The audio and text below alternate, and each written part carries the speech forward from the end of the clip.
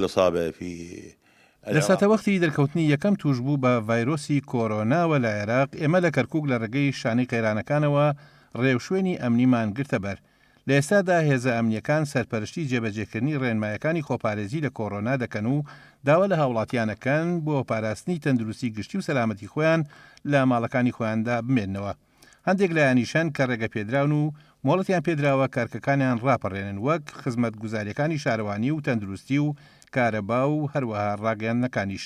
پرسەکە پەیوەستە بە ئاستی وەشیاری و ڕۆشنبیری هاوڵاتیانەوە چونکە ئەم کەرێتێنکردنە بۆ تەندروستی ئەوانە، بەڵام بەداخەوە لە هەندێک شوێنە قەدەغەکردنەکە پێشێل دەکرێ و بۆ ئەوەش پێویستمان بە ڕێنمایی مامۆستایانی ئاینی و ڕۆشنبیران و دوکتۆرەکانە. وبعض المخولين بتخاويل كما تعلمون للضرورة الأمنية. بوونی ڕاوێژکارانی هاوپەیمانان لە بنکەی سەربازی کەیوان بەهۆی ئەو هەڕەشانەی داعشەوە بوو کە لەسەر کەرکووک و ناوچەکە هەبوون، بەڵام دوای ئاسایی بوونەوەی دۆخەکە و لە نەمانی هەڕەشەکانی داعش هاوپەیمانان بنکەکەیان چۆڵ کرد و تەسلیمی وەزارەتی بەرگری عێراقیان کرد.